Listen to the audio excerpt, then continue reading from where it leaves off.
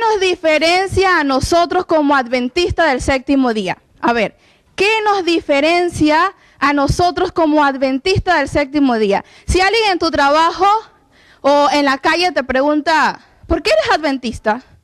¿Qué responderías? Bueno, porque nosotros guardamos el sábado y los católicos no lo hacen o los testigos de Jehová no lo hacen. Pero, hermano, hay otras religiones que guardan el sábado. Los judíos guardan el sábado. Hoy me acabo de enterar que hay unos pentecostales también sabatistas. Entonces quiere decir que eso no nos diferencia a nosotros de otras religiones.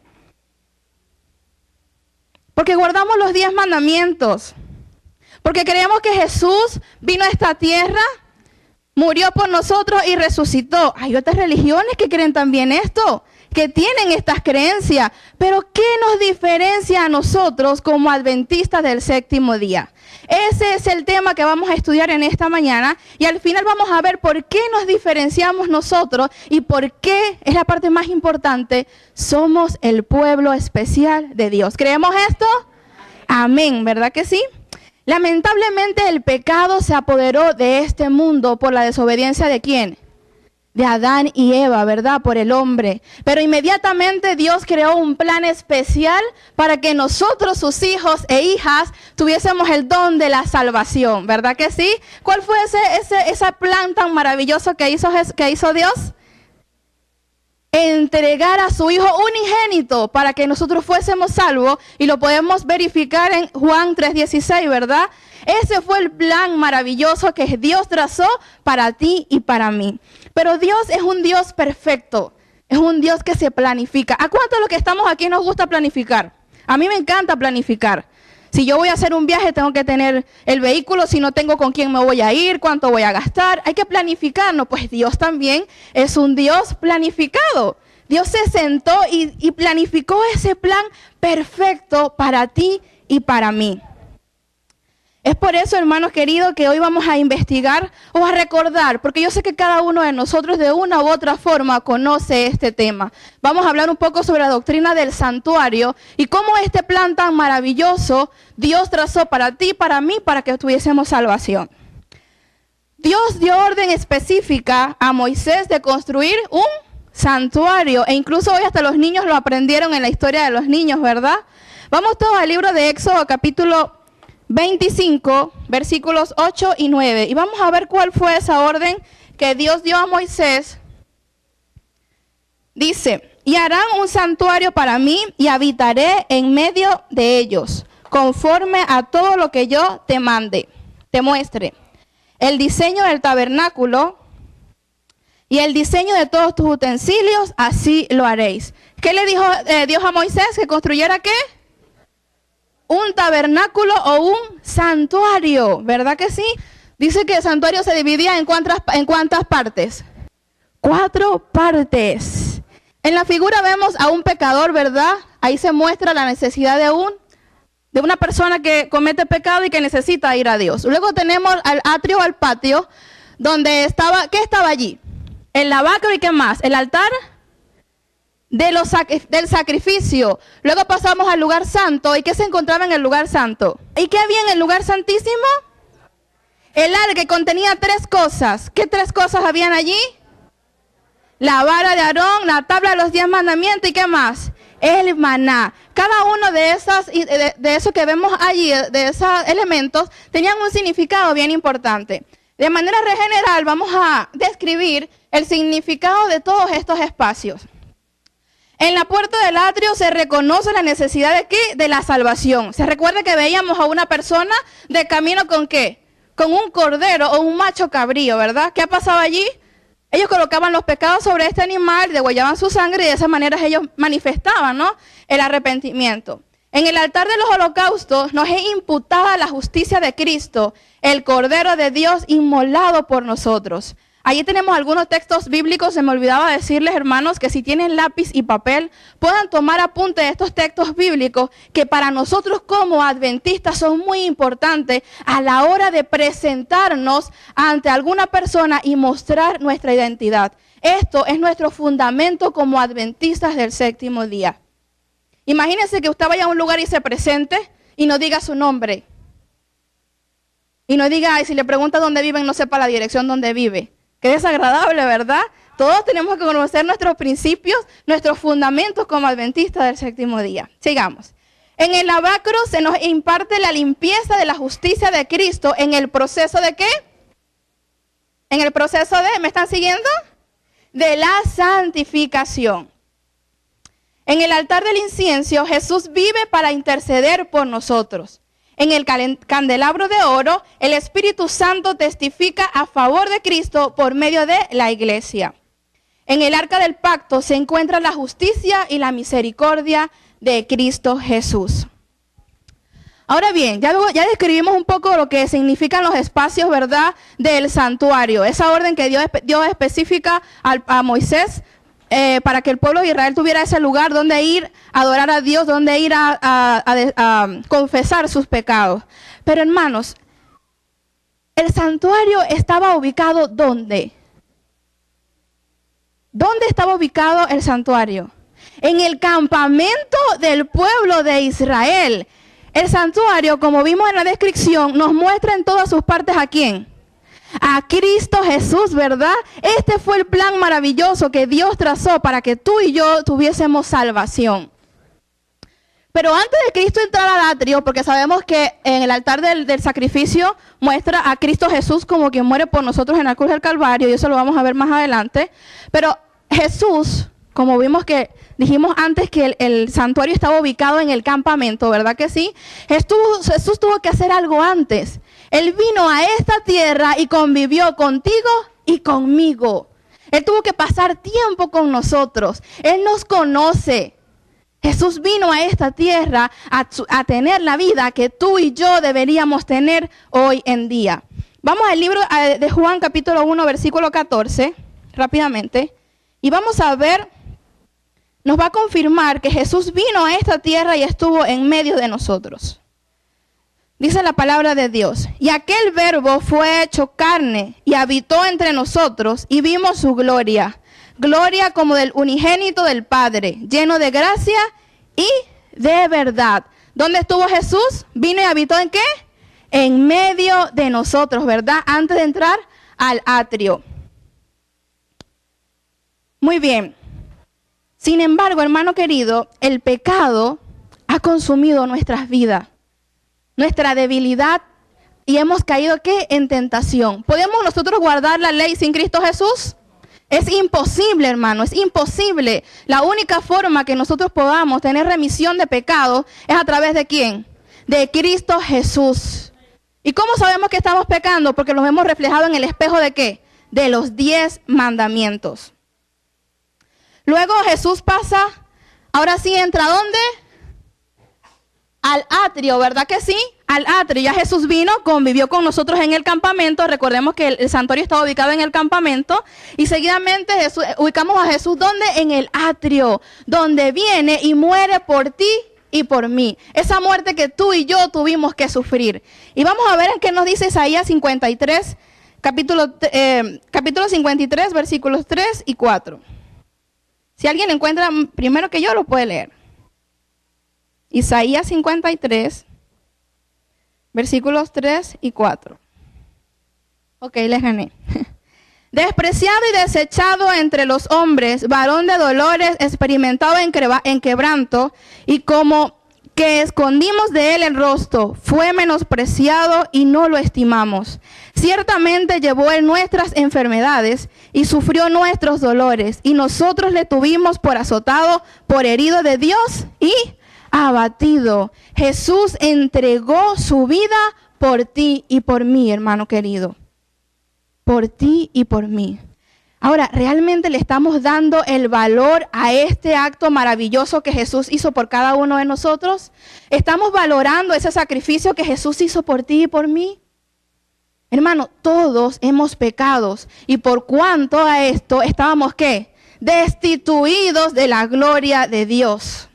Pero una vez que nosotros vamos a Jesús, confesamos nuestros pecados, nos arrepentimos, ¿verdad que sí? Y creemos en Él, firmemente en Él, y nos apartamos del mal, tenemos ese perdón inmerecido. Yo sé que cada uno de nosotros, hermanos, tiene sus luchas espirituales. Cada uno de nosotros ha pasado momentos duros. ¿Saben por qué? Porque el pecado duele. El pecado duele. Duele cuando realmente estamos arrepentidos. Pero le tengo una buena noticia. Una vez que usted acepta el perdón de Dios, usted tiene una transformación total en sus vidas. Oh, eso fue triste. Voy a repetir. Una vez que nosotros, hermanos queridos, vamos a Jesús, confesamos nuestros pecados y Él nos perdona, somos transformados en el nombre del Señor Jesucristo.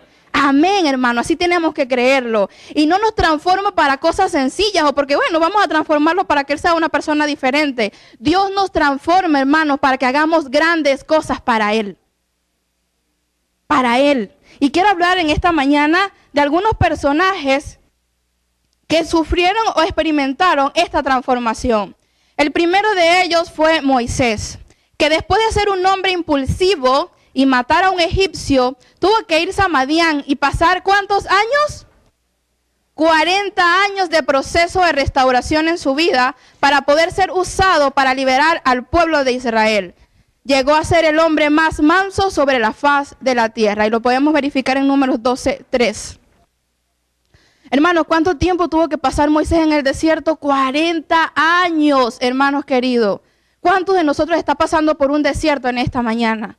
Hermano, pero no te quedes en ese desierto, porque si te quedas en ese desierto y dices, no, yo no puedo ir a la plataforma porque yo soy un pecador. No, yo no le puedo servir a Dios porque yo no soy digno de servir a Dios. Hermano, si tú haces eso, si estamos haciendo eso, estamos rechazando este acto maravilloso que Jesús hizo por cada uno de nosotros. Moisés lo aceptó, reconoció. ¿Y quién fue Moisés después? Ese hombre que Dios usó, ¿para qué? Para salvar al pueblo de Israel de Egipto. Y todos conocemos gran parte de la historia de Moisés. También podemos ver a Jacob. Después de ser un usurpador, engañando a su propia familia, tuvo que pasar también por el proceso de restauración a tal punto que Dios cambió su nombre de usurpador ¿a qué? A Israel. ¿Y qué significa Israel? ¿El que qué? El que luchó con Dios. ¿Estás luchando tú con tus propios problemas, con tus debilidades, con tus angustias solo? Pues déjame decirte que estás vencido. Cuando nosotros decidimos luchar nuestra vida con Cristo Jesús, vamos a tener la salvación y vamos a vencer en su nombre, hermano. No en nuestro poder, no en nuestra fuerza, sino en el nombre del ángel de Jehová. ¿Y quién es el ángel de Jehová? Jesucristo, porque Jacob luchó ¿con quién? Con el ángel de Jehová. ¿Y qué le dijo Jacob? Hasta que no me bendigas no te voy a soltar.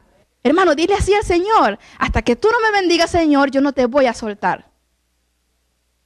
David, después de ser un adúltero y asesino, también tuvo que pasar un proceso de transformación en su vida y olvidar su pasado para luego llegar a ser un hombre que conforme al corazón de Dios. David no solo adulteró, sino también que ¿qué? Asesinó a Urías Eteo. Y quiero que leamos este texto, Hechos 13:22. Y miren cómo se reconoce a David en este texto. Quitado este, les levantó por rey a David, de quien dio también testimonio diciendo, ha llamado a David, hijo de Isaí, varón conforme a mi corazón, quien hará todo lo que yo quiero. O sea, Dios cambió su corazón conforme a de él. ¿Para qué? Para que él hiciera conforme a lo que Dios quería. Dios quiere que tú y yo aceptemos ese sacrificio que Dios hizo en el atrio. Ya vamos a volver a la imagen que Jesucristo hizo en el atrio para recibir esa transformación, hacer lo que Dios quiere y hacer grandes cosas para el Señor. Más adelante vamos a ver qué grandes cosas quiere que Dios hagamos en este tiempo de la historia que estamos viviendo. Y finalmente tenemos a Pablo, hay muchos más, pero escogí estos 4 que para mí son muy significativos. Anteriormente, llamado Saulo de Tarso, que perseguía a los cristianos, tuvo que matarlos, y después de tener un encuentro genuino con Jesús, su vida no volvió a ser la misma, a tal punto que hoy en día podemos leer algunas de las cartas que escribió y que se encuentran en la Sagrada Escritura. En el libro de Efesios capítulo 4, versículo del 1 al 6, hermano, anótelo, anote ese texto. Y cuando esté en su casa, léalo con calma y vea este mensaje maravilloso que nos da Pablo a nosotros. Y lo que está escrito allí, hermanos, viene de un hombre que realmente tuvo un encuentro con Dios definitivamente. Y eso es lo que Dios quiere que nosotros hagamos en este tiempo, que aceptemos la salvación, que aceptemos el perdón de nuestros pecados y hagamos grandes cosas para el Señor. Muy bien. Luego de eso, ¿verdad? Luego que Él muere en el lugar atrio, en el altar de los sacrificios, Jesús murió y se quedó en la tumba. ¿Jesús qué hizo? Resucitó, hermano querido. ¿Y a dónde fue Jesús? Vamos al libro de Hechos capítulo 1. Libro de Hechos capítulo 1, hermanos. Todo lo que estamos diciendo lo está confirmando la palabra de Dios. No son mis palabras, es la palabra del Señor. Hechos 1, 9 al 11. Y habiendo dicho estas cosas, viéndolos ellos, fue alzado y les recibió una nube que le ocultó de sus ojos. Y estando ellos con los ojos puestos en el cielo, entre tanto que él se iba, he aquí se pusieron junto a ellos dos varones con vestiduras blancas, los cuales también les dijeron: varones galileos, ¿por qué estáis mirando al cielo? Este mismo Jesús que ha sido tomado de vosotros al cielo, así vendrá como le habéis visto ir al cielo. Cuando Jesús resucitó, ¿a dónde fue? Al cielo. ¿Y entró dónde? Si ya murió, resucitó, ¿dónde entró? En el lugar santo. En el lugar santo. ¿Y cuál fue el ministerio que Jesús comenzó a hacer en el lugar santo? Interceder por cada uno de nosotros, porque nadie podía entrar a ese lugar sin tener algo que ofrecer. Y Jesús ya había muerto por cada uno de nosotros y le dijo: Señor, aquí estoy yo. Yo morí por tus hijos, Padre. Yo me entregué por ellos. Y comenzó a interceder entonces por cada uno de nosotros. Luego en el año 1844 sucede algo. Vamos al libro de Daniel capítulo 8, versículo 14. Daniel versículo 8, versículo 14. Jesús muere, resucita, entra al lugar santo y luego entra al lugar santísimo. Y lo confirmamos en el libro de Daniel capítulo 8, versículo 14. Y él dijo: hasta 2300 tardes y mañanas, luego el santuario ¿qué? Será purificado. Este versículo, hermano, tuvo su cumplimiento en el año 1844 y sucedió en el santuario celestial. Y lo podemos confirmar en el libro de Hebreos capítulo 9, versículo 24. Y vamos a ver por qué, hermanos, es tan importante este mensaje en este tiempo. Hebreos 9, 24 dice: porque no entró Cristo en el santuario hecho de mano, figura del verdadero, sino en el cielo mismo para presentarse ahora por nosotros ante Dios. Entonces podemos ver que ya Jesús no está en el lugar santo, sino ¿dónde? En el lugar santísimo. Y no actúa como nuestro abogado intercesor. Ya Jesús tiene ahora una nueva función. ¿Cuál es la nueva función? Nuestro juez. Ahora tiene una función más. Nuestro abogado intercesor y nuestro juez, hermano querido. Sabiendo esto, hermanos, ¿por qué es tan importante que nosotros sepamos lo que está sucediendo en este tiempo en el lugar santísimo? Hermano, déjeme decirle algo mientras usted piensa. No está mal que nosotros prediquemos que Jesús vino a esta tierra, nació, vivió entre nosotros, hizo muchos milagros. Porque si una persona no acepta a Cristo Jesús, no lo reconoce como Salvador personal, luego no reconoce su muerte, hermanos, y no reconoce que resucitó, pues el lugar santísimo no tiene sentido para esta persona. Pero el mensaje para este tiempo, hermano, de la historia, ¿está dónde? En el lugar santísimo, hermano, lo que Jesús está haciendo en este tiempo por nosotros. ¿Qué está sucediendo allí, hermano, hoy? ¿El juicio qué? Investigador, hermanos queridos. Vamos al libro de Hebreos nuevamente, capítulo 8, versículos 1 y 2. No se me asusten, ya estamos casi. Versículo 8, del 1 al 2. Hebreos 8, 1, 2. Ahora bien, el punto principal de lo que venimos diciendo es que tenemos tal sumo sacerdote, el cual se sentó a la diestra del trono de la majestad en los cielos, ministro del santuario y de aquel verdadero tabernáculo que levantó el Señor y no el hombre. Y rápidamente vamos entonces al libro de Hebreos 9, ahí mismo, capítulo siguiente, 27. Y este es un mensaje importantísimo que hay aquí, hermanos. Y de la manera que está establecido para los hombres que mueran una sola vez y después de esto, ¿qué va a ser? El juicio. Hermanos, ¿cuántas vidas tenemos nosotros? No somos el gato. Tenemos una vida. Quiere decir que tenemos una sola oportunidad para arrepentirnos de nuestros pecados y apartarnos de ellos y hacer la obra que Dios nos ha encomendado. Porque después de eso, ¿qué va a venir? El juicio. No queda nada más, hermano. ¿Sabes tú cuándo vas a morir? ¿Sabes cuándo vas a desaparecer de esta tierra? No, el tiempo es cuando, hoy. Hermano, este pueblo especial de Dios debe despertar. Tenemos que despertar, hermanos queridos, y entender que estamos en medio de un juicio y que tu vida y la mía está en riesgo. ¿Vida eterna o muerte eterna? ¿Qué prefieres? Vida eterna. Hermano, el perdón de los pecados también es condicional. Y lo vemos en la oración modelo, ¿verdad? Y en esa parte que decimos, Señor, perdona nuestros pecados como también perdonamos a quienes nos ofenden. ¿Será esto verdad? ¿Que perdonamos a quienes nos ofenden? Dios perdona nuestros pecados, claro que sí. Una vez que nosotros vamos a Jesús y le decimos, Señor, estoy arrepentido de este pecado que hice, tú tienes el perdón de Dios. Pero ese pecado se puede revertir. Y cuidado y no nos pase, hermanos, lo que sucedió en la parábola de los deudores. Y quiero compartirla con ustedes en esta mañana. Por lo cual el reino de los cielos es semejante a un rey que quiso hacer cuentas con su siervo. ¿Está hablando o no está hablando del juicio final? Claro que sí. Y comenzando a hacer cuentas, le fue presentado uno que debía ¿cuántos? 10,000 talentos. A este, como no pudo pagar, ordenó su señor venderle a su mujer e hijos y todo lo que tenía para que le pagase la deuda. Entonces aquel siervo postrado le suplicaba diciendo, Señor, ten paciencia conmigo y yo te pagaré todo. El señor de aquel siervo, movido a misericordia, le soltó y ¿qué hizo? Le perdonó, porque así es Dios, hermano. Cuando nosotros vamos y nos arrepentimos, Él perdona nuestros pecados. ¿Cómo no? Seguimos leyendo. Hasta ahí va la parte bonita de la historia. Pero saliendo aquel siervo, halló a uno de sus consiervos que le debía 100 denarios y haciendo de él, le ahogaba. O sea, lo estaba ahorcando. Lo estaba ahorcando. ¡Qué tremendo!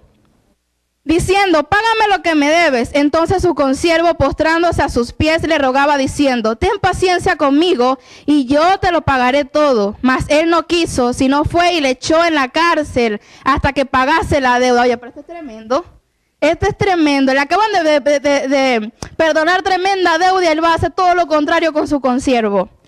Viendo sus consiervos lo que pasaba, se entristecieron mucho y fueron y refirieron a su señor todo lo que había pasado. Entonces llamándole su señor le dijo, siervo malvado, toda aquella deuda te perdoné porque me rogaste.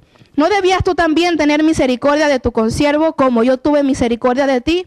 Entonces su señor enojado le entregó a los verdugos hasta que pagase todo lo que debía. Así también mi Padre Celestial hará con vosotros si no perdonáis de corazón cada uno a sus hermanos sus ofensas. Hermanos, es palabra de Dios, no lo estoy diciendo yo. Y esto habla del juicio, hermano querido. Hermano, este es tremendo mensaje para nosotros como adventistas del séptimo día, hermanos queridos. ¿Hasta cuándo vamos a vivir enojados los unos con los otros? ¿Hasta cuándo, hermano, vamos a vivir en una batalla entre nosotros mismos como pueblo de Dios, hermanos? Es momento que nosotros levantemos la antorcha y prediquemos este mensaje maravilloso que Dios nos ha dado. Una luz maravillosa que no todo pueblo tiene. Somos el pueblo escogido de Dios, hermanos queridos. Hermano, para el perdón de nuestros pecados y para nuestra salvación necesitamos tener una relación perfecta de manera vertical entre Dios y yo y de manera horizontal entre mi prójimo y yo. El plan perfecto de Dios se va a cumplir, hermanos, si somos obedientes a Dios. Si realmente vivimos esta palabra en nuestras vidas, hermanos queridos. Y para concluir, quiero que quede en nuestras mentes este mensaje del libro El Evangelismo, página 165, el espíritu de profecía, hermano. La correcta comprensión del ministerio del santuario celestial es el fundamento ¿de qué? De nuestra fe. ¿Hemos entendido por qué somos el pueblo especial de Dios? ¿Por qué nos diferenciamos de otras iglesias? Ellos llegan entonces al lugar santo, nosotros pasamos al lugar santísimo. Y Dios nos reveló esto a nosotros como un pueblo especial, hermanos queridos. Siéntete privilegiado de ser parte del pueblo de Dios. El centro de la obra de expiación de Cristo, el pueblo de Dios, debería comprender claramente el asunto del santuario y del juicio investigador. Todos necesitan conocer por sí mismos el ministerio y la obra de su gran sumo sacerdote. De otro modo, les será imposible ejercitar la fe tan especial de nuestros tiempos o desempeñar el puesto al que Dios los llama. Cada cual tiene un alma que salvar o perder. Todos tienen una causa pendiente ante el tribunal de Dios. Cada cual deberá encontrarse cara a cara con el gran juez.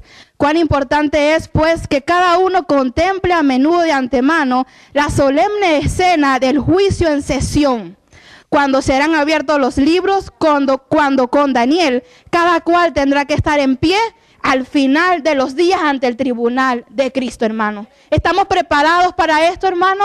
¿Sabían ustedes que Jesucristo va a venir por segunda vez? Amén, ¿lo creemos? Amén, pero Jesucristo viene a buscar un pueblo que ya está listo, hermanos queridos. Él viene a buscar un pueblo que ya está listo. No creamos que cuando Dios venga nos va a transformar y nos vamos a ir. Ay, voy a dejar de ser el viejo hombre. No, hermano. Ese trabajo tenemos que hacerlo ahora. ¿Y sabes por qué? Porque el tiempo del cierre de la gracia está por cerrarse. Y ahí va a decir, consumado es. Dios les bendiga, hermanos queridos.